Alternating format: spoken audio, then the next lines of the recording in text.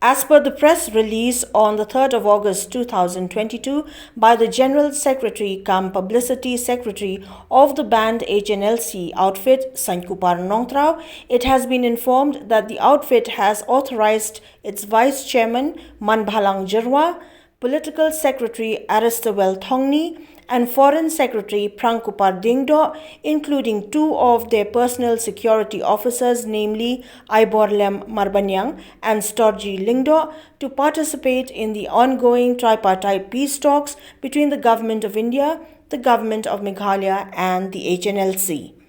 The information also stated that since 2004, the agenda of peace talks were initiated, but it did not materialize in spite of the Congress being in power at the state as well as at the center. Again in the year 2014, as per the request made by the then Governor of Meghalaya R.S. Mushahari to come forward to the negotiating table, the Hnlc accepted the offer for talks, but subsequently the same failed.